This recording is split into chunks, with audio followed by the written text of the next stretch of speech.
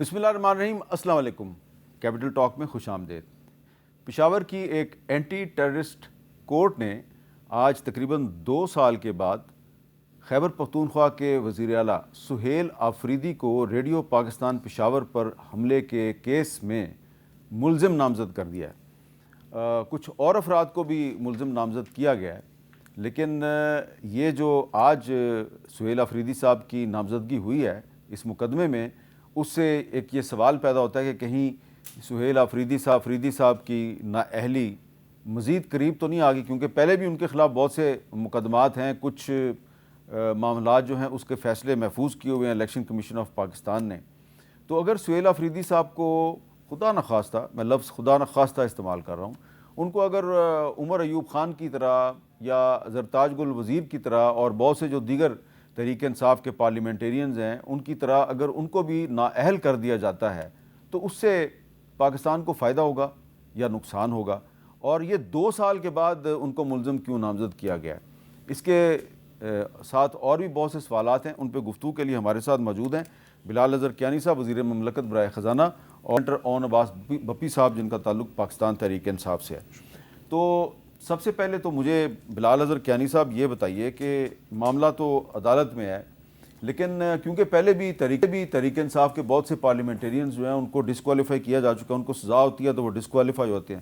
سہیل آفریدی صاحب بھی اگر ڈسکوالیفائی ہو جاتے ہیں تو اس سے آپ کو کوئی فائدہ ہوگا؟ بسم اللہ الرحمن الرحیم. میر صاحب بہت شکریہ جی اپنے شو میں دعوت دینے کا. دیکھیے میر صاحب، 2 علیحدہ باتیں جی. یہ ہمارے فائدے یا نافائدے کی بات نہیں، یہ انصاف کی بات ہے. دیکھیں 9 مئی کے دن واقعات ہوئے، ریڈیو پاکستان پشاور پر حملہ ہوا، اس کیس میں یہ نامزد ہیں. 9 مئی کے اندر جس نے بھی سرکاری یا ملٹری آپ نے موقعوں پر جہاں پر آپ نے اگر کسی نے حملہ کیا اور توڑ پھوڑ کی ہے، اور اس کے علاوہ جو بھی لوگوں کی پرائیویٹ پراپرٹی کو نقصان پہنچایا ہے، اس کو کیفر کردار پہنچانا چاہیے. اس میں اگر یہ نامزد ہیں اور یہ گلٹی ہیں تو سزا ہونی چاہیے. باقی ساری چیزیں کانسیکوینشل. نامزدگی آج ہوئی ہے؟ نہیں دیکھیے، وہ کیس کی ایک ٹرائل چل رہی ہے، اس کا پروسیجر ہے، اس کے حوالے سے جو بھی آگے ہوتا ہے انصاف ہونا چاہیے. دیکھیے اگر وہ مجرم ہوں گے ثابت تو اس کے بعد اگر جو بھی نتیجے ہوتے ہیں وہ پھر وہ تو اس کے کانسیکوینس ہے، وہ نہیں روک سکتے. اور اگر وہ بے گناہ ہیں تو پھر بے گناہ ہوں گے. ہمارا اس سے کوئی لینا دینا نہیں. ہمیں صرف اس چیز سے ہے کہ جو بھی ابھی خیبر پختونخوا کی حکومت کو چلا رہا ہے اور آج کل وہ چلا رہے ہیں، اس کے اوپر ہم قومی امور کے پر ہم چاہتے ہیں کہ سنجیدگی پہ آپ کے ساتھ چلیں. میرے خیال سے 2 دن پہلے یہ آسٹیرٹی میجرز پہ، کنزرویشن میجرز پہ کفایت شعاری اور ان حالات میں غیر معمولی حالات کے مد نظر رکھتے ہوئے جو اجلاس ہوا جس میں سارے صوبوں کی نمائندگی تھی، وہاں پہ سی ایم کے بھی نہیں آئے، ان کو آنا چاہیے تھا، مگر ان کے جو نمائندے تھے اس حوالے سے مجھے اچھا لگا ماحول کہ ہم آہنگی کے ساتھ قومی ایشوز پہ بات چیت ہوئی. ہمیں صرف اس چیز سے غرض ہے کہ قومی معاملات پر بشمول دہشت گردی خیبر پختونخوا کی حکومت ہمیں سنجیدہ نظر آئے اور کوآپریٹو نظر آئے. باقی یہ معاملہ جی کورٹ کا ہے اور سہیل آفریدی صاحب. اچھا، اون عباس بپی صاحب، یہ کوئی ان یوزول یا غیر معمولی واقعہ ہے کہ چیف منسٹر کے پی کے کو 2 سال کے بعد ایک مقدمے میں ملزم نامزد کر دیا گیا؟ اعوذ باللہ من الشیطان الرجیم، بسم اللہ الرحمن الرحیم. بالکل ہے پڑا. مالک اپنا میر صاحب آپ تھوڑا 2 چیزوں پہ ذرا دھیان دیجیے. میں نے آج سے کوئی 2 ہفتے پہلے جیسے اسلام آباد میں دھماکہ ہوا تھا، میں نے ایک تقریر کی تھی سینٹ میں. میں نے اس سے سوال پوچھا تھا نظام سے کہ آج نظام نے فیصل کرنا ہے کہ دہشت گرد کون ہے. دہشت گرد وہ ہیں کہ جنہوں نے اسلام آباد میں دھماکے، یا دہشت گرد وہ ہیں جن کو آپ نے 9 مئی میں 40 سال سزائیں دی. اور میں نے ان کے فوٹوز دکھائے تھے، عمر ایوب صاحب، زرتاج گل صاحبہ، Shibli Faraz, and a list goes on, Kanwal Shauzab صاحبہ، بلال اعجاز، بہت سارے لوگوں کے نام لے رہے ہیں. میں نے فوٹوز دکھائے تھے.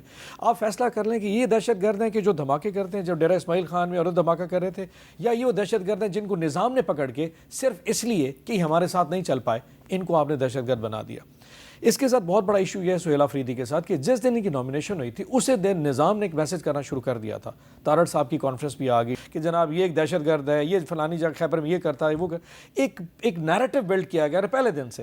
اور جب یہ افغانستان پہ ایشو بنا اور جب سے پورے خیبر پختونخوا پہ اس نے ان کے ساتھ معاملات کو آگے بڑھانے سے انکار کیا. اور سوال یہ تھا کہ جناب میں ایک سٹیک ہولڈر ہوں، میں 4 کروڑ لوگوں کا ایک نمائندہ ہوں. آپ یہاں پہ اگر آپریشن کرنا چاہ رہے ہیں تو آپ کو مجھ سے بات کرنی پڑے گی، مجھے اپنے لوگوں سے بات کرنی ہے اور پھر آپ فیصلہ کریں گے. لیکن اسلام آباد یہ سمجھتا ہے کہ وہ سٹیک ہولڈر اکیلا ہے. وہ پشاور کو شاید سٹیک ہولڈر سمجھتا نہیں کیونکہ اس پہ عمران خان کی چھاپ آ جاتی ہے. یہ وہ ایشو ہے جس پہ آ کے پھر وہ 9 مئی جیسے کیسز اٹھائے اور 2 سال بعد یعنی کہ ایک اچھا خاصا آؤٹ آف نو ویئر ایک 9 مئی کا کیس اٹھائیں گے. سہیل آفریدی صاحب کیونکہ آپ ہمارے ساتھ نہیں چل رہے، وہ جیسے کولن پاول نے کہا تھا either you with us or you're against us. Sohail Afridi کے ساتھ یا تو ہمارے ساتھ ہو کیونکہ ہم نہیں چل رہے، आउट ऑफ द स्टोरी.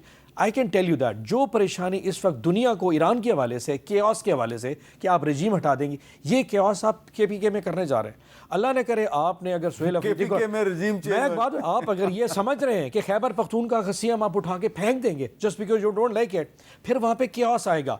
और आपकी सोच है कि जो हालात, लेकिन खैबर पख्तूनख्वा का जो पहला चीफ मिनिस्टर था जी अली अमीन गंडा, वो हमारी डोमेस्टिक चेंज थी, वो हमारा अपना एक इशू था. लेकिन अगर वो आपने हटाया दैट बी डिफरेंट. अगर ईरान के लोग फैसला करें ना वो किसको लगाना है, वो उनके इंटरनल इशू है. अगर अमरीका सरकार कह रहा है कि मुझे खामनाई नहीं चाहिए, तो अब ये नहीं हो सकता. आप साहब को समझाने के लिए बहुत आसान है. अच्छा, तो ये जो बिलाल साहब बकौल ऑन नवाज बप्पी साहब के आप पेशावर में रजीम चेंज करना चाहते हैं, ये तो बड़ी सीरियस एलिगेशन है. सर वो कह रहे हैं ना कि अली अमीन गंडापुर वाला गुड रजीम चेंज और सुहेल अफरीदी वाला बैड रजीम चेंज. तो गुड तालिबान बैड तालिबान. वो सर इस तरह नहीं. देखिए sir, on a more serious note, बात ये जी कि कोई कुछ नहीं करना चाह रहा, और मैं इस बात से इत्तफाक करता हूँ कि अगर 9 मई के केस के अंदर इनकी नामजदगी लेट हुई है तो ये इंसाफ डिले हुआ है. मैं तो सीधी बात करता हूँ जी, 9 मई हुआ है, मतलब कि ये कोई इनकारी नहीं है, ये हमले हुए हैं. या तो आप कहें कि ये हमला नहीं हुआ रेडियो पाकिस्तान पेशावर, इसी तरह शोहदा की यादगारों पर हमले नहीं हुए, या कोर कमांडर हाउस या जिना हाउस लाहौर में हमला नहीं हुआ, या GHQ पर ये हमले हुए हैं. ये इसकी दीगर वीडियोस मौजूद हैं, PTI के लोग वहाँ पे मौजूद हैं. तो देखिए उस हवाले से अगर ये इसमें मुजरिम हैं और ये साबित हो जाता है तो उनको सज़ा होनी चाहिए, और अगर आज तक नहीं हुई तो वो भी देखना चाहिए कितना डिले क्यों हुआ. मैं बिल्कुल इस बात से इत्तफाक करता हूँ. दूसरी बात ये जी कि अगर आप ये समझते हैं कि आप अपने जराइम को इस तरह कहेंगे कि जी पॉलिटिकल विक्टिमाइजेशन की आड़ में, ये बार बार नहीं हो सकता. ये एक दहाई से चल रहा है. अगर ये इतना ही सीरियस जुर्म है, अब कॉल आपके 9 मई को कुछ अहम तनसीबात पर हमले हुए, ये क्या इस सिस्टम की बहुत बड़ी नाकामी और नाअहली नहीं है कि 2 साल गुजर गए और 2 साल के बाद अभी तक आप मुल्जिमान को नॉमिनेट करते फिर रहे हैं? ये सर बिल्कुल जुडिशल निज़ाम की नाकामी है. Even after 26th and 27th amendment. नहीं देखिए, मैं बिल्कुल जुडिशल निज़ाम की, देखिए अमेंडमेंट्स तो उस डिज़ाइन को बेहतर करिए, मगर हमारे जुडिशल निज़ाम में ख़ास तौर पे लोअर कोर्ट्स में बेतहाशा मसाइल हैं. और ये बिल्कुल आप सही कह रहे हैं, जिन केसेस का फैसला हफ्तों में UK के अंदर आपने देखा था जब वहाँ पे हमले होते, उसी तरह मॉब वायलेंस होती, ये भी मॉब वायलेंस थी. और ये तो मॉब वायलेंस थी जो पॉलिटिकली कैरिड आउट थी. उस मॉब वायलेंस के वहाँ पे आपने देखा कि उन्होंने रातों को कोर्ट्स खोले थे और उन्होंने दिनों में और हफ्तों के अंदर उसके फैसले करके लोगों को कन्विक्शंस दी थी 10-10 साल की, 12-12 साल की. ये UK में तकरीबन उसी टाइम के आगे पीछे हुआ था जिस टाइम पे 9 मई के केसेस चल रहे थे. तो इसमें तो मैं बिल्कुल इत्तफाक करता हूँ जी कि ये केसेस स्लो चल रहे हैं, और ये जराइम जहाँ पे मेरे ख्याल से ब्लैक एंड वाइट मामला है. GHQ पर हमले के इनके लोगों इनकी पॉलिटिकल फेसेस सड़कों पर झंडे पहन कर गर्दन के इर्द झंडे लहराते हुए ये हमलों को लीड करते हुए नजर आए. तो देखिए ये तो उनको शुक्र अदा करना चाहिए कि अभी तक ये सजाएं हुई हैं, सजाएं नहीं हुई. मेरे नज़दीक तो ये दिस इज़ जस्टिस डिलेड, और बिल्कुल कोर्ट्स को इसको एक्सेलरेट करना चाहिए. ऑन साहब, ये अब कोई आप तजवीज़ पेश करेंगे कि इस वक्त जो इंटरनेशनल सिचुएशन है उसमें पाकिस्तान में ये आपकी इस मामले में लड़ाई थोड़ी सी कम हो जाए, क्योंकि अगर पाकिस्तान में इंस्टेबिलिटी फैलती है उसका फ़ायदा तो दुश्मन को होता है. अच्छा, एक तो जो रटा रिटाया एक बयानिया हमारे खिलाफ है ना, जिस तरह के कैनी साहब ने फरमाया 9 मई वाला, ये हुकूमत को अपनी जो एक कॉम्पिटेंसी है उससे छुपने के लिए बहुत बेहतरीन लगता है कि जी हमें 9 मई खड़ा करके ना हमें उनके सामने खड़ा कर देते हैं. ये जनाब आपके मुखालिफ है, ये बेसिकली उनको रिमाइंड कराते हैं ये वही है, मतलब हमें भूल ना जाना. दैट इज, इसका और कोई तरीका नहीं है कि भूल ना जाना फिर पापा, वो वाला कॉन्सेप्ट ये उनकी तरफ से इस्तेमाल करते हैं. अदरवाइज ये बात. दूसरी बात, दहशतगर्दी वाली बात बताऊँ, हज़ारों मुकदमे दहशतगर्दी अदालतों में पेंडिंग पड़े, उनके फैसले नहीं हुए. हमारे केस बड़ी जल्दी जल्दी हो रहे हैं. मैं एजाज चौधरी साहब के केस में दहशतगर्दी में पेश हुआ तो जज साहब को मैंने जाके बताया कि हजूर ये 9 मई वाले दिन मेरे साथ थे और हम लाहौर में बैठ के कैंडिडेट्स के इंटरव्यू कर रहे थे कि इसको टिकट्स देनी है नहीं देनी. उसने कहा लिख तो लिया, अगले दिन उनको 10 साल की सज़ा. मैं हफ्ते बाद फिर पेश हुआ, फिर 10 साल. मैं 4 दफ़ा उनको ऐसे लाशुमार केसेस हैं जिनमें लोग मौजूद और शहर में मौजूद नहीं है, लेकिन क्योंकि निज़ाम काम कर रहा है और इनको 9 मई सूट करता है और इनकी स्टेबिलिटी के लिए 9 मई इंपॉर्टेंट है. एक चीज़ बताऊं, जिस दिन इस्लामाबाद ये फील कर लेगा पाकिस्तान में रहने वाला हर शहरी, चाहे वो इस्लामाबाद है, चाहे पेशावर है, लाहौर है, कराची और क्वेटा है, वो उतना इंपॉर्टेंट है जिस तरह इस्लामाबाद इंपॉर्टेंट है, उस दिन पाकिस्तान स्टेबिलिटी आ जाएगी. इस्लामाबाद के जहन में किसी टाउन पे समझ लगेगा कि बाकी सारे थोड़े से ना इन्फीरियर है सिवाय पंजाब के अलावा. पंजाब को लिवरेज है, चाहे वो इस्लामाबाद का भी जो रेड जोन है ना उसका जिक्र करें. मैं वो कह रहा, इस्लामाबाद का पूरा निज़ाम सिवाय लाहौर के अलावा किसी को लेवरेज देने को तैयार नहीं है. क्योंकि इस्लामाबाद जो है ना उसमें एक कराची कंपनी भी है, एक पेशावर मोड़ भी है. द पॉइंट इज कि यहाँ सबसे बड़ा इशू लाहौर. आप देखें 12 अरब का जहाज ले लिया मरियम नवाज शरीफ साहिबा ने, نظام خاموش بیٹھا ہے. سہیل افریدی کو پسند نہیں ہے کیونکہ وہ عمران خان کا نمائندہ ہے, لیکن مریم صاحبہ اگر 11 ارب کا جہاز لیتی ہیں, میں اور آپ 321 روپے لیٹر جا کے پیٹرول ڈلواتے ہیں, وہ سب پہ ایشو ہے. دس از ہاؤ دا نظام جو ہے نا وہ دیکھنا شروع کرتا ہے لاہور کو. یہاں آپ کو تھوڑی برابری کی بنیاد پہ دیکھنا. انسٹیبلٹی کیسے آتی ہے؟ جب کہیں پہ ایک طبقہ نیچے, ایک جگہ نیچے اور دوسرے کہیں غربت میں جانا شروع ہو جائے. دس از ہاؤ بلانگ. آپ پشاور جا کے دیکھیں نا, پشاور سے باہر لوگوں کی زندگی میں کیا کچھ ہے. کوئٹہ کیوں چیختا ہے بار بار؟ کوئٹے کی ایشوز ہیں نا. اب ہر بندہ کہتا ہے جی فلانا وہاں پہ یہ آپریشن کر رہے ہیں. Ultimately you need to decide کہ آپ نے وہ جن سرداروں کو کھڑا کیا تھا, جن کو آپ نے پیسے دے کے جتا کے M N A M P S بنایا تھا, وہ سرو نہیں کر پا رہے تھے. وہ ایک عام سی سسٹم ہے, لوگوں نے کہا کہ ہمیں وہاں پہ نظام میں اپنی طاقت چاہیے. دس از ہاؤ اٹ ورکس. آج چودھری نظام دین کا بڑا ذکر کر رہے ہیں آپ. سر بات یہ ہے کہ پاکستان میں نظام دینی تو ہے, اور کیا چل رہا ہے. ہم اپنے لیڈر کی آنکھ پیچھے پٹ کے تھک گئے, بہنوں کی ملاقات پہ پٹ کے تھک گئے. ہم اپنی ہماری القادر پہ کیس نہیں لگ رہا. اب ہم کدھر جا کے آج تو کوئی ڈیولپمنٹ ہوئی ہے؟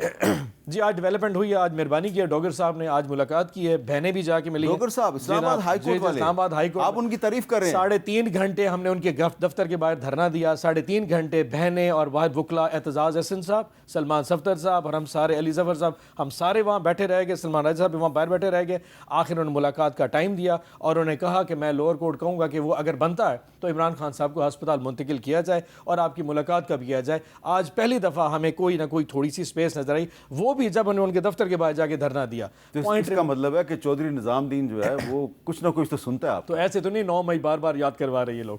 سر یہ چودھری نظام دین کا کیا مسئلہ ہے؟ سر مسئلہ یہ ہے کہ یہ جو کہہ رہے ہیں نا بار بار یاد کرا رہے ہیں, تو کیوں نہ کرائیں یاد.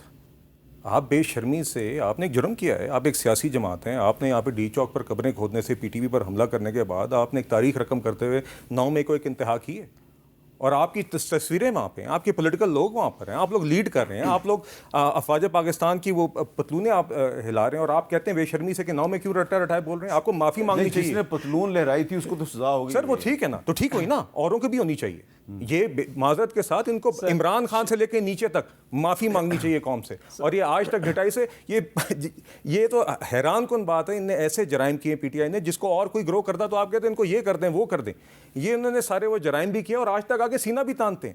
میرے لیے ناقابل قبول اور حیرانگی کی بات ہے. پھر یہ کہتے ہیں کہ کسی اور نے کروائے. شکلیں آپ کی, لوگ آپ کے, اور ایک جگہ پہ نہیں. میر صاحب ہوتا ہے نا, چلیں آپ کہہ دیں کہ ایک جگہ پہ سیالکوٹ, پشاور, لاہور, اسلام آباد, ہر جگہ پہ ایک وقت میں یہ حملے ہوئے ہیں, اور پی ٹی آئی کے لوگ تھے اور پولیٹیکل فیسز اس کو لیڈ کر رہے تھے. بعد میں کہتے ہیں نہیں وہ دیکھیں وہ جو توڑ پھوڑ تھی نا وہ تو اس نے خود کر دی. آپ مطلب کہ سب کو آپ نے پانی کی طرف لے کے گئے, پھر کہتے ہیں بکری پانی کیوں پی رہی ہے. ان لوگوں نے یہ سارے جرائم خود کیے. اس میں شیر کون ہے؟ جی شیر کون ہے؟ یہ سارے ہی اس معاملے میں شیر ہیں. توڑ پھوڑ میں سارے شیر رہے ہیں جی. اور ان کا خیال تھا کہ اس دن یہ ایک ایسی انتہا کر جائیں گے کہ سب کچھ الٹ جائے گا اور ان کے سارے جرائم جو ہیں یہ صاف ہو جائیں گے. ان کو سر کی کھانی پڑی. آپ کو یاد ہے 9 مئی کے اگلے دن عمران خان کورٹ میں تھا. عمران خان کو لوگوں نے سوال کیا, اس نے کہا کہ جب مجھے ہاتھ لگائیں گے تو ایسا ہی ہوگا. جب 10 دن گزرے اور ان کو سمجھ آیا کہ پانی سر سے گزر گیا, تب انہوں نے کہا نہیں یہ بڑا غلط ہوا ہے, مگر میرا اس سے کوئی تعلق نہیں. وہ 10 دن بعد بیان آیا تھا. پوری سازش تھی, سارا انہوں نے کام کیا تھا, اور ان کا خیال تھا کہ اب آج ہم پورا نظام الٹا گئے ہیں یہ آگ لگا کے, مگر بدقسمتی سے ان کے وہ عزائم پورے نہیں ہوئے. اسی کی آج تک درد ہے. میں ایک ایگزامپل دے دوں چھوٹا سا 9 مئی کی, صرف بات بھی ختم ہو جائے. 4 لوگوں کیس بتا دیتا ہوں. عمر ایوب صاحب 9 مئی عمر ایوب صاحب ہری پور میں تھے. فیصلہ آباد میں جا کے 10 سال 40 سال کی سزا ہوئی. زرتاج گل صاحبہ ڈیرہ غازی خان فیصلہ آباد میں 40 سال سزا. شبلی فراز کو ہارٹ میں فیصلہ جا کے فیصلہ آباد میں 40 سال سزا. احمد بچر میاں والی میں فیصلہ آباد میں جا کے 40. کمر شوز اسلام آباد میں 40 سال فیصلہ آباد. یہ اس طرح نظام چلتا ہے. یہ وہ پوائنٹ ہے جس کو بار بار یہ 9 مئی کہہ رہے ہیں نا چہرے, یہ وہ چہرے. میں نے اس نے یہی پوچھا تھا آج اگر یہ نظام فیصلہ کرے کہ دہشت گرد کون ہے تو چیزیں بہت ٹھیک ہو جائیں گی. اگر تو ہم دہشت گرد ہیں جو کہ خلاف جا رہے ہیں, جو ان کے ساتھ جلنے کو تیار ہیں, پھر تو پرفیکٹلی فائن, پھر تو کوئی ایشو نہیں. لیکن اگر آپ نے فیصلہ کرنا ہے کہ دہشت گرد وہی ہیں جو اس وقت خیبر پختونخوا میں اور بلوچستان, ہم آپ کے ساتھ چلیں گے. تو ایک سوال ہے اگر گستاخی معاف ہو کہ ابھی تھوڑے دن پہلے یہ مڈل ایسٹ کی سچویشن پہ بریفنگ کے لیے آپ کو پرائم منسٹر ہاؤس میں بلایا گیا. رانا ثناء اللہ صاحب جو ہیں اور طارق فضل چودھری صاحب چل کے گئے آپ کے پاس, آپ نہیں گئے. تو چودھری نظام الدین اتنا بھی ظالم نہیں ہے. میں نے رانا ثناءاللہ صاحب آپ کے ساتھ پچھلے ہفتے ٹاک شو موجود تھے, میں نے یہیں پہ ہی کہا تھا کہ اگر ہماری درخواست تھی وہ یہ تھی کہ ہمیں عسکری اداروں کے لوگ آ کے بریفنگ دیں, D G M O D G سے یہ بات یہیں پہ ہوئی تھی, ڈی جی ایس آئی, اور یہی اچکزئی صاحب علامہ راجہ ناصر کی تھی. آپ پارلیمان میں آئے اور ہمیں عسکری اداروں کے لوگ, جو شہباز شریف صاحب نے جو بریفنگ دی ہے, کامران مرتضیٰ نے باہر آ کے اسٹیٹمنٹ دی ہے کہ وہی چیزیں جو ہمیں پہلے آ کے خواجہ آصف اور اسحاق ڈار نے یہ وہی چیزیں پارلیمنٹ کو اعتماد میں لینے کا مطلب کیا ہے؟ پارلیمان میں آئے, آپ نے ان کیمرہ بریفنگ دیکھیں, پارلیمنٹ کا ہر وہ شخص جو لا میکر ہے وہ اس نظام کا, تو آپ نے تو پارلیمنٹ کی سٹینڈنگ کمیٹیوں سے استعفے دیے ہوئے ہیں, اب آپ نے ڈسکشن شروع کر دیا اپنے اندر کہ بھئی ہم سے غلطی ہو گئی. نہیں, ایسا کبھی نہیں ہوا. ایشو یہ تھا, آپ کو پتا کہ میں نے اسٹارٹنگ کے بھی استعفیٰ کیوں دیا تھا. ہیومن رائٹس کے چیئرمین تھے ہمارے حامد رضا صاحب, انہوں نے بنایا تھا اسلام آباد, آئی جی اسلام آباد کو, کہ آپ نے ہمارے جناب لوگوں کو گرفتار کیا پارلیمان میں, نہیں وہ 26 اکتوبر میں آپ اس نے آنے سے انکار کر دیا. تو جب عمران خان صاحب کو بتایا کہ جی اسٹینڈنگ کمیٹیوں میں ہمارے چیئرمین کے سامنے آئی جی اسلام آباد ہی پیش ہو, ان کے پھر اس کمیٹی کا فیصلہ. سو جس کمیٹی کے جو اصل پرابلمز ایشوز ہیں اگر وہ ڈیفائن ہی نہیں ہو پا رہے تو ہم گھگو گھوڑے نہیں ہیں میر صاحب, وہاں صرف اپنے برات کے لیے بیٹھ جاتے ہیں. It don't make any sense at all. پھر لیٹ دیم ہیو اٹ, پھر ہیومن رائٹس بھی چلائیں اور اپنی انٹیریئر کی اسٹینڈنگ کمیٹیاں چلائیں, تو یہ ایشو بنا تھا. ادروائز آپ اگر پارلیمنٹ کو اعتماد میں لے لیں تو اس میں کیا مذائقہ ہے؟ میر صاحب یہ انہوں نے کہا کہ وہ گھگو گھوڑے نہیں ہیں, یہی کہا نا, یہی فکرہ یوز کیا, تو یہ صحیح کہہ رہے ہیں گھگو گھوڑے نہیں ہیں کہ یہ جعفر ایکسپریس حملے کے بعد جب ہم ان کیمرہ بریفنگ کے لیے پارلیمان کے فلور پہ آپ کو دعوت دیں جہاں پہ عسکری اور سویلین قیادت موجود ہے, آپ وہاں پر نہ آئیں کیونکہ آپ گھگو گھوڑے نہیں ہیں. وہ فریضہ آپ کو سر انجام نہیں دینا چاہیے کیونکہ آپ گھگو گھوڑے نہیں ہیں نا, اس لیے آپ کو جعفر ایکسپریس حملے کے بعد دہشت گردی کے اوپر جو اجلاس بلایا گیا پارلیمان میں اس پہ آپ نہیں آئے کیونکہ آپ گھگو گھوڑے نہیں ہیں. فلسطین کے آل پارٹیز کانفرنس پہ آپ نہیں آئے کیونکہ آپ گھگو گھوڑے نہیں ہیں. آج جو جنگی صورتحال ہے اس کے اوپر وزیر اعظم اگر آپ کو دعوت دے رہے ہیں, اور رانا ثناءاللہ خان نے 4 لوگوں کو انفرادی طور پہ دعوت دی, گوہر علی خان, علامہ ناصر عباس, اچکزئی صاحب اور علی ظفر کو, آپ اس میں پھر سے نہیں آئے آپ کیونکہ گھگو گھوڑے نہیں ہیں. مگر آپ بار بار اپنی ذمہ داریوں سے بھاگتے رہیں اور آپ اس وجہ سے بھاگتے رہیں کیونکہ آپ گھگو گھوڑے نہیں ہیں, تو یہ آپ کی مرضی ہے. آپ سب سے بڑی اپوزیشن جماعت ہے نیشنل اسمبلی میں اور سینٹ میں, یہ آپ کی ذمہ داری ہے. یہاں پہ آنا آپ کسی پہ احسان نہیں کر رہے, یہ آپ زیادتی کر رہے ہیں ان فورمز پہ نہ آ کے, اور آپ بار بار ثابت کر رہے ہیں کہ آپ کے پاس جمہوری جماعتوں, سیاسی جماعتوں کے ساتھ بات چیت کرنے کی صلاحیت نہیں ہے. آپ کو پارلیمنٹری ڈیلنگ اور پارلیمنٹ کے اندر چلنا آتا ہی نہیں ہے. اور یہ دیکھیے اسی طریقے سے اسٹینڈنگ کمیٹیز کا آپ نے ابھی ذکر کیا, ایاز صادق صاحب نے پہلے ایک مذاکرات کا عمل شروع کیا تھا. میر صاحب ہم آپ کے شوز پہ آ کے ہم نے کہا تھا اس ٹائم پہ کہ اچھی آپٹکس ہیں, اچھا لگ رہا ہے کہ ایک طرف ٹریجری اور اپوزیشن بیٹھی ہوئی, اور آگے اگر یہ ایسا فورم بنے گا تو دیگر ایشوز کے اوپر اس فورم کے اوپر سنجیدگی سے باقاعدگی سے بات چیت ہو سکے گی. مگر اس میں سے بھی اٹھ کے گئے, تو یہ فیصلہ انہوں نے کرنا ہے. مگر آپ نے دیکھا ہے کہ ابھی بھی ریسنٹلی اگر ان سارے ایشوز کے اوپر آپ نے بالکل درست فرمایا میر صاحب, ان کی جماعت کے لوگ ہیں, میں ایسے لوگ جانتا ہوں جن کے ساتھ میں نے اسٹینڈنگ کمیٹیز میں کام کیا, جو کنٹریبیوٹ کرنا چاہتے ہیں, جو وہاں پہ کام کرنا چاہتے ہیں. ان کی لیڈرشپ وہ ان کو بھی پتہ ہے, وہ ان کو روکتے ہیں, ان کو روکے بیٹھے میں. ان کے ینگ پارلیمنٹیریئنز ہیں جن کو میں جانتا ہوں, جو کام کرنا چاہتے ہیں, جو سوال ڈالنا چاہتے ہیں, جو اسٹینڈنگ کمیٹی میں پوچھنا چاہتے ہیں. ان کی بھی بات سن لیں. یہ جو بات بار بار ریپیٹ کر رہے ہیں نا گھگو گھوڑے والی بات, میں نے تو اسٹینڈنگ کمیٹی کا کہا تھا. پی ایم صاحب نے جب اسلام آباد میں اپنے دفتر میٹنگ بلائی تھی, وہ ایک پولیٹیکل نیریٹو بلڈ کر رہے تھے, اس کا کوئی انفارمیٹری نہیں تھا. کوئی یہ نہیں بتانے جا رہے تھے کہ افغانستان کی جنگ کی ہوئی ہے, ایران میں آپ نے ایران میں جو آپ کا نیریٹو رہا ہے جو کہ پبلک پلس کے بالکل اگینسٹ آ کے نوبل پیس پرائز جو آپ نے نامینیٹ کیا ہے اس کی وجوہات, اس پہ کوئی بریفنگ نہیں دینی تھی. آپ غزہ پیس ایوارڈ کے اوپر غزہ پیس بورڈ کا ممبر کیوں بنے, اس پہ کوئی بریفنگ نہیں. وہ ایک جنرل نیریٹو بلڈ کر رہے تھے کہ میں ایک پولیٹیکل لیڈرشپ ہوں.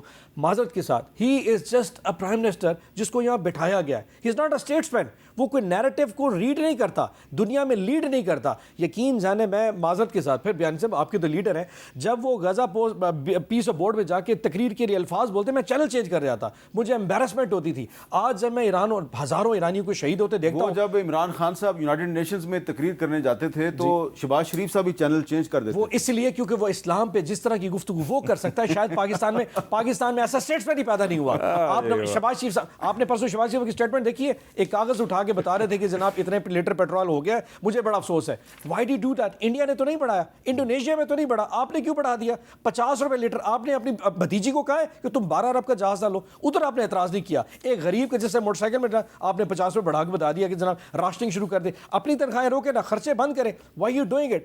ہمیں یہ ابھی آپ کو پتہ ہے, آپ جہاز کے اوپر جواب دینا کہ آپ نے جہاز کے اوپر مریم نواز شریف کو شو کاز بھیجا. جی آج یہ جو بلال اظہر کیانی صاحب ہیں, انہوں نے آج افطار سے تھوڑی دیر پہلے ایک میٹنگ میں شرکت کی ہے. اس میں اسحاق ڈار صاحب ان کو بتا رہے تھے کہ آپ نے یہ چیزیں کم کرنی ہیں, تھوڑا سا ہمیں بتا دیں.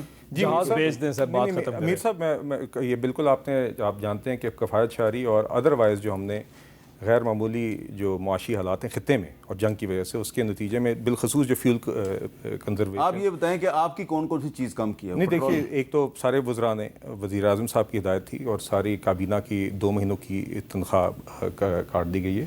اس کے علاوہ پرائم منسٹر صاحب نے یہ بھی کہا ہے کہ فیول ایلوکیشنز بھی سارے وزراء کی عادی کر دی گئی ہے. تنخواہ 2 مہینوں کی سب فورگو کریں وزراء.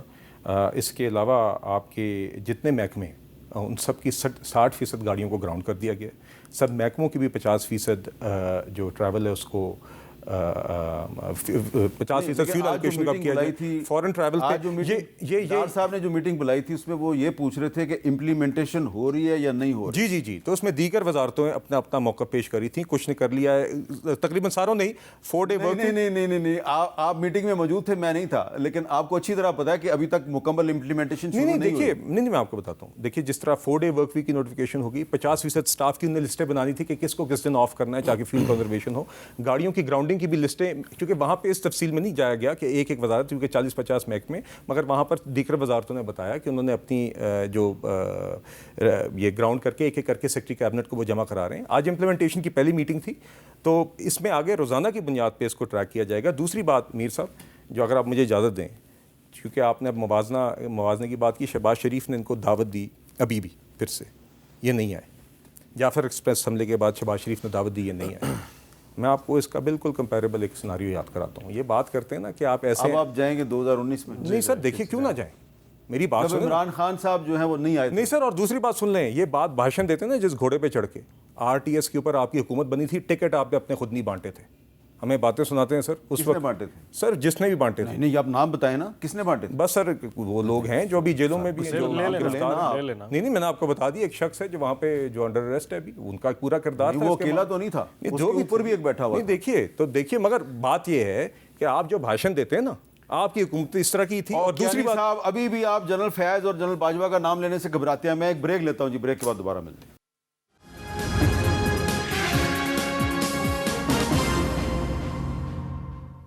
کیپٹل ٹاک میں دوبارہ خوش آمدید. آج قومی اسمبلی میں اپوزیشن لیڈر محمود خان اچکزئی صاحب بھی کچھ بولے ہیں.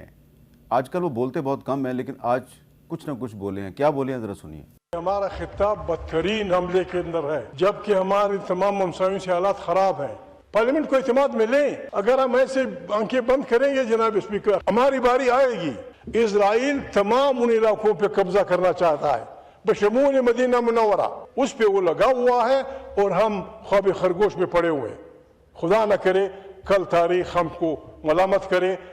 تو آپ اچکزئی صاحب کی بات سے اختلاف بھی کر سکتے ہیں، لیکن وہ جو مدینہ منورہ کا نام لے رہے ہیں، شاید وہ جو گریٹر اسرائیل کا نقشہ ہے، اس نقشے میں کچھ علاقے سعودی عرب کے بھی شامل ہیں، ان کا اشارہ اس طرف ہے.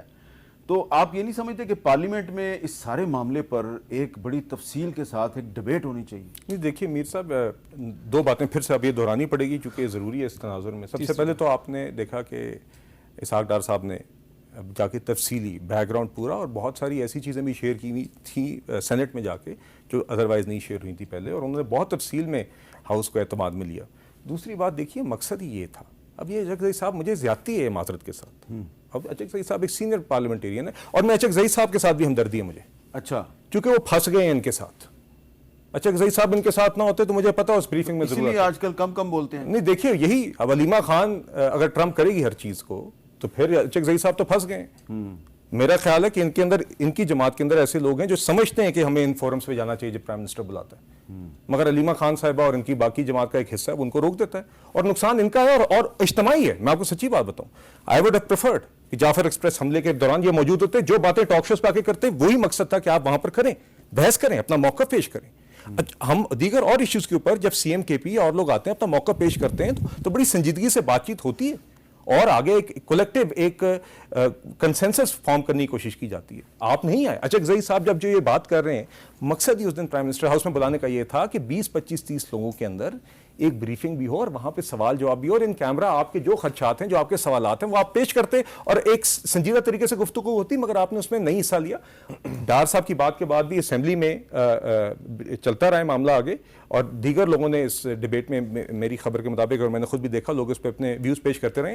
آگے بھی ہاؤس کو حکومت اعتماد میں لیتی رہے گی. اچھا، آپ ان کا جواب تو دیں گے، لیکن میرا بھی ایک سوال ہے، وہ آپ نے دیکھا ہوگا کہ سوشل میڈیا پہ ایک ایلیگیشن بڑی عام ہے، اور وہ ایلیگیشن یہ ہے کہ ایلیجڈلی جو ایران کے ایک پاسداران انقلاب کے جنرل قاسم سلیمانی تھے، جب ان کو عراق میں شہید کیا گیا، جس کی کہ ذمہ داری خود ٹرمپ نے قبول کی تھی پہلے دور میں اپنے، تو دعویٰ یہ کیا جاتا ہے کہ اس پہ عمران خان صاحب جو اس وقت وزیر اعظم تھے، انہوں نے ٹرمپ کو مبارکباد دی تھی. اس میں کتنی صداقت ہے؟ نہیں ایسے کوئی صداقت نہیں. دیکھیں میں تو حیران ہوں. ویسے اس وقت کی گورنمنٹ کا پرابلم پتہ ہے کیا ہے؟ یہاں پہ کوئی لیڈرشپ ہے ہی کوئی نہیں. اسٹیٹسمین تو ہے، نیریٹیوز کی جنگ ہے. جیسے پی ایم نے کہا نا کہ سارے اٹھ کے پی ایم ہاؤس آ جاؤ، نیریٹیوز کی جنگ ہے. ایکچولی اپنے آپ کو گلٹ کانشیس میں کیونکہ ہے پڑا، ایک بہت بڑی غلطی کر بیٹھے. اور حقیقت ہے عوام کی پلس تھی ایران کے ساتھ، آپ چلے گئے. ہماری جو ڈپلومیٹک پالیسی وہ چاپلوسی پہ ہے. ٹھیک ہے جی، ٹرمپ صاحب آپ کو نوبل کا انعام کیوں نہیں دیتے؟ ٹرمپ صاحب یہ جو آپ نے جنگ بچائی اس میں 2.5 کروڑ لوگ بچ گئے. یا اس طرح کرتے ہیں ہم غزہ پیس کا وہ بن جاتے ہیں جس کا فلسطین سے کوئی تعلق نہیں. اب کیونکہ آپ غلط فیصلے کر بیٹھے ڈپلومیسی میں، اچانک سے جنگ آ گئی. جنگ کے بعد پورا پاکستان، ہم تو سارے مسلمان، اب اچانک لگ گیا کہ پبلک سینٹیمنٹ دوسری سائڈ چلا گیا. اب آپ چلیں چیزیں اٹھانی شروع کر دی. عمران خان نے فلانے ٹائم پہ یہ کہا تھا فلانی. حقیقت یہ کہ آپ پچھلے 6-8 مہینے میں صرف اپنا رویہ دیکھیں آپ نے کیا کیا ہے. آج کی ایشو جو ہے، اچھا زئی صاحب کی اسٹیٹمنٹ ٹھیک ہے، یہ گریٹر اسرائیل کا پلان ساری دنیا کو پتا ہے، ایک شہباز شریف کو پتا نہیں ہوگا because he does not understand. ان کو تو صرف یہاں پہ ایک وہ چہرے پہ. گریٹر اسرائیل کی پاکستان جو ہے وہ آفیشلی مذمت بھی کر چکا ہے. یہ مذمت کی جو فارن آفس کی جو ڈاکومنٹس ہیں نا، اس سے کسی کو میٹر نہیں کرتا. یہ تو ایسے ہی کہ میں مذمت کرتا رہوں گا اور تم لوگوں نے بس اس پہ کچھ نہیں کہنا.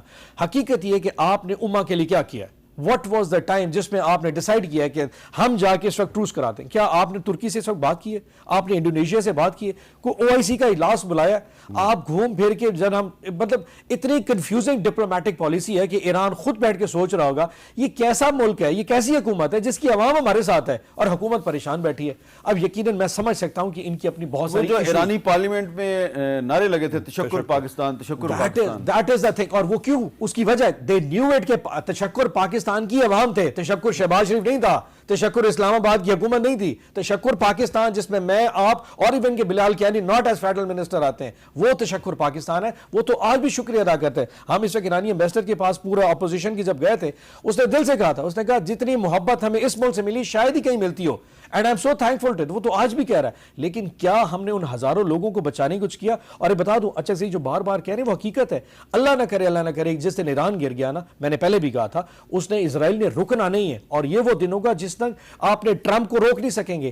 اگر سعودیہ کو روک بچا نہیں سکا نا امریکی آ کے، ٹرمپ نہیں بچا سکا، جس کی اربوں خربوں کی انویسٹمنٹ ہے امریکہ کے اندر. اچھا ہم جیسے غریبوں کا اس نے کیا کر رہا ہے؟ ایک اپنی رائے ہے، لیکن مجھے بھی کچھ پتا ہے. آپ کہہ رہے ہیں کہ اگر اسرائیل کو ایران نے گرا دیا، اگر اسرائیل نے ایران کو گرا دیا تو پھر اس کو کوئی روک نہیں سکے گا. پاکستان میں تو کچھ لوگ انتظار کر رہے ہیں کہ اسرائیل ذرا ادھر آئے تو صحیح. اچھا آپ کا کیا خیال ہے کہ اس کے لیے بڑا آسان ہے Pakistan? That is very good thing. That is perfect. لیکن آپ پہلے پلان کیوں نہیں کرتے؟ Why wait for it? آج آپ کے پاس ایک موقع ہے، ایک ایران، اور اس میں ڈپلومیسی. اچھی بات ہے، اس پر ہمارا اتفاق ہے، ان کا بھی اتفاق ہے. ہاں جی بالکل اس میں اتفاق ہے. پاکستان کوئی اتنا بھی آسان ترن والا نہیں ہے. بالکل نہیں سر، کسی کے لیے الحمدللہ. ایک بریک لیتے ہیں جی، بریک کے بعد دوبارہ.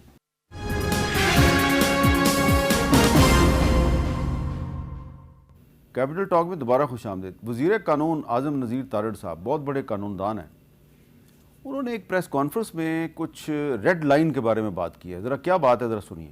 آرٹیکل 19 یہ کہتا ہے کہ ایسی گفتگو جو کہ پاکستان کی اپنے نیبرنگ کنٹریز یا جو بھی دوست ممالک ہیں ان سے تعلقات پہ اثر انداز ہوتے ہوں، وہ فریڈم آف ایکسپریشن میں نہیں آتے. خبر دیں کہ آج فلاں جگہ پہ یہ ہوا اور اس کے یہ نقصانات ہیں. لیکن یہ تبصرے کرنا کہ اس جنگ میں اس ملک کے ساتھ ہونے کا یہ فائدہ اور اس کا یہ نقصان ہوگا اور فلاں ملک جو پاکستان کے حق میں ہے فلاں پاکستان کے حق میں نہیں ہے، اس سے ہمیں اعتراض کرنا چاہیے. اور اس پہ حکومت بالکل کلیئر ہے.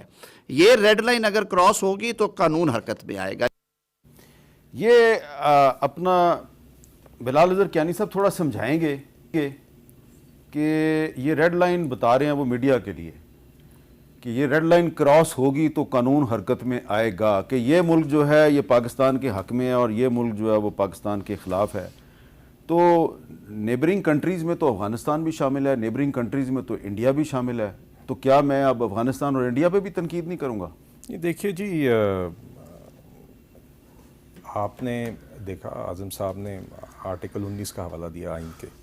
مقصد یہ جی بالکل ہم چاہتے ہیں کہ فریڈم آف ایکسپریشن بھی ہو، اور اس ملک کے اندر ہوتا ہے. نہیں، فریڈم آف ایکسپریشن تو ہے وہ اس میں آرٹیکل 19 میں، لیکن آپ کہہ رہے ہیں آپ تبصرے کا حق نہیں ہے آپ کو. نہیں دیکھیے انہوں نے یہ کہا کہ اور یہ آئین بھی یہ کہتا ہے، یہ شک میرے سامنے موجود ہے کہ there shall be freedom of the press. Freedom is, so every citizen shall have the right to freedom of speech and expression, and there shall be freedom of the press subject to any reasonable restrictions imposed by law in the interest of the glory of Islam or the integrity, security or defense of Pakistan. آگے بھی پڑھے نا، آگے پورا نہیں آپ نے پڑھا. Or any part thereof, friendly relations with foreign states, public order, decency or friendly relations with foreign states. ٹھیک ہے جی. تو دیکھیے اس حوالے سے ایشو کیا ہو رہا ہے امیر صاحب. دیکھیے جو شاید ابھی اون صاحب کو بھی ہضم نہیں ہو رہی بات، وہ یہ ہے کہ پچھلے 2 سالوں کے اندر پاکستان نے ایک تو جو جنگ ہم پر مسلط ہوئی وہ ہم جیتے، مگر ساتھ ہی ساتھ اس سے پہلے اور اس کے بعد خاص طور پہ جس طرح کی سفارتی سطح پر کامیابیاں پاکستان نے حاصل کی، اور جو قد کاٹ آج ہے مجھے نہیں یاد پڑتا اپنی پوری زندگی میں اس طرح کا، اور بڑے مشکل گلوبل حالات میں جس طرح کی گلوبل چینجنگ انوائرمنٹ رہی ہے، پاکستان نے اپنے آپ کو بڑی سنجیدگی سے چلایا ہے اور سارے اہم تعلقات کو ایک وقت پہ آگے لے کے چلا ہے. گلف ممالک اور ایران سارے ہمارے بھائی ہیں، ہم نے یہ توازن رکھا ہوا ہے.